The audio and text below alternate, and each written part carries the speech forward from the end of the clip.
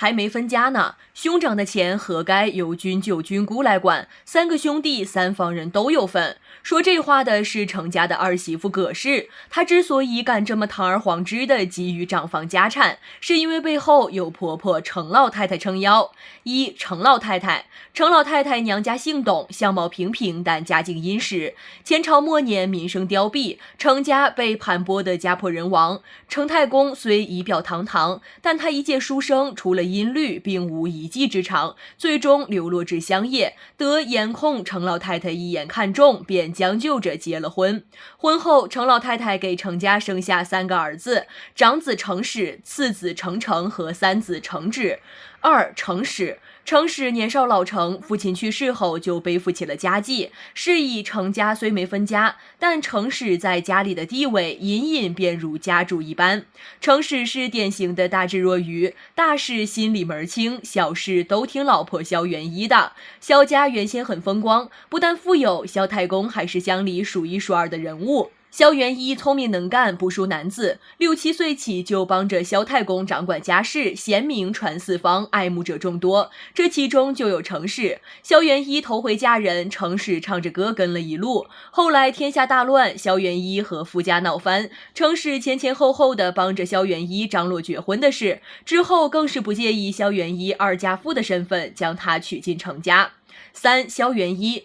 彼时萧元一对程始其实无甚情谊，如果不是天下大乱致使萧家蒙难，程始可能一辈子也娶不到萧元一。原来为了抵抗刘匪劫掠乡里，萧元一的父兄带朕家丁出征，杀了不少贼人。贼人记恨萧家，于是想出一条毒计。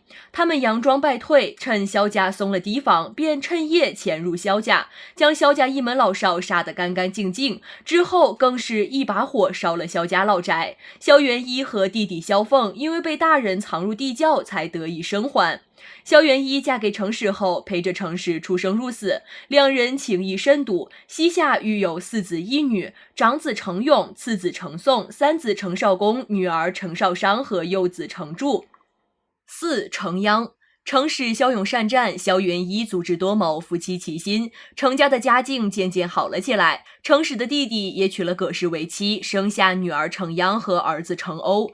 手头宽裕一些后，程始不但帮萧家重建了老宅，还买回了不少当年萧家败落后抵卖出去的田地，更是出钱出力的供萧凤读书娶媳妇。程始对妻子娘家人的好，却引起了弟妹葛氏的不满。葛家富有，葛氏觉得程始是在拿他的嫁妆帮扶萧家。萧元一生下龙凤胎程少公、程少商兄妹后，葛氏的嫉妒心也达到了极点，于是葛氏一边以女儿命格不好，妨碍自己生儿子为由，硬把尚在襁褓之中的程鞅送回了娘家，一边趁程老太太生病，借巫师之口要求萧元一留下龙凤胎中的其中一个为程老太太尽孝，于是程少商被留了下来。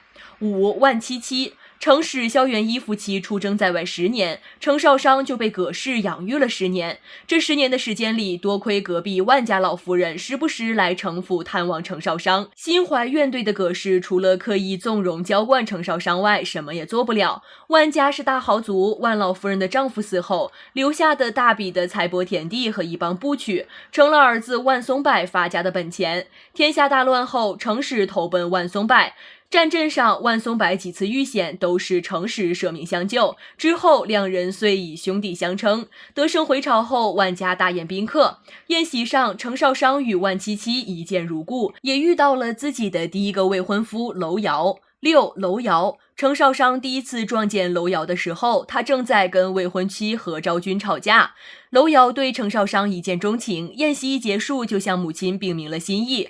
楼二夫人本就不喜欢傲慢无礼的何昭君，见儿子跪在屋前态度诚恳，就答应替儿子写信问问丈夫的意思。楼家这边忙着与何家退婚的事宜，程少商也在父母的同意下，跟着三叔父程止和三叔母桑顺华离京赴任。赴任途中，程家的车队遇上了悍匪，桑顺华重伤，程少商幸得凌不疑相救，才保住性命。得知程少商有难，娄瑶不顾危险冲去找程少商，他的真心感动了程少商，于是程少商答应了娄瑶的求婚。妻何昭君，何昭君执意悔婚，是因为他爱上了萧世子。萧世子是雍王的儿子，他和父亲觊觎地位，无奈皇上早有安排，派何昭君的父亲驻守在雍州，以防变生肘腋。何昭君的出现让雍王父子看到了希望，他们假意与何家联姻，巧言令色，哄得何将军放下戒心，然后趁他疏于防范之际发起了进攻。何将军虽有轻忽之责，但事发后他带着5个儿子和全部亲信坚守城池，同时调集大队人马，次日就合围了雍王叛军，最终赢得了胜利。在这场战争中，何将军的5个儿子尽皆战死，只留下何昭君和一个年幼的儿子，他自己也于回京途中重伤不治，留下遗言让何昭君嫁给娄瑶。程少商本不愿退婚，但凌不疑告诉他，何将军忠勇可嘉，正因为有他带领部下誓死守城，城中百姓才避免了生灵涂炭。而如今何将军一脉只剩孤女和幼子，如果不背靠娄氏这样的强族，何昭君和弟弟必会被同族欺凌，何将军留下的家业也会被其余族人瓜分殆尽。程少商深明大义，听了凌不疑的话，主动向娄瑶提出了退婚。8. 凌不疑，程少商早上刚和娄瑶退婚，下午就被许婚给了凌不疑。凌不疑是皇上的义子，小小年纪就领有庶职，行事狠辣果决。自他15岁起，皇上就开始为凌不疑议亲，妖姬美妾送了无数，凌不疑都看不上。正在皇上发愁时，凌不疑主动提出要娶程少商，皇上一听，高兴的马上就同意了这门婚事。程少商喜爱自由，凌不疑的掌控欲却出奇的强。经过一番磨合，程少商渐渐爱上了凌不疑。就在2人即将成亲前夕，凌不疑偷出太子印信，撕掉兵士，趁父亲凌侯在郊外举办50岁寿宴的机会，带领部下一语屠尽凌家满门。程少商通过蛛丝马迹猜到了凌不疑的真实身份，通知皇上后赶去凌府阻止。在重重包围下，凌不疑为不牵连程少商，扔下他离去。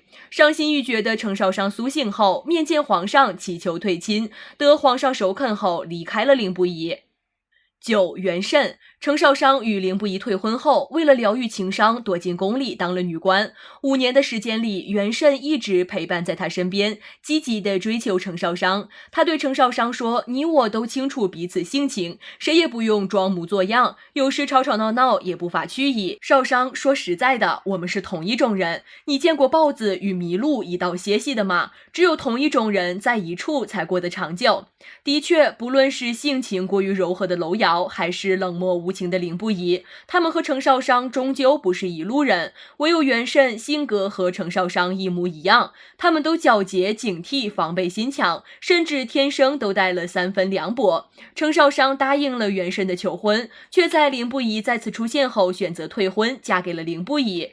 程少商定了3次亲，也退了3门婚。第1门亲，程少商选择娄瑶不是为爱，而是娄瑶听话，像一个小跟班一样，程少商嫁给他，可以在婚后做自己想做的事。第2门亲是凌不疑选择的程少商，在皇权面前，程少商连反抗的余地都没有。第3门亲，程少商答应元慎求婚，更像是在还是得结婚这个前提下做的理性选择。直到连续退了3门亲后，程少商终于明白了自己的心意，收获了属于自己的幸福。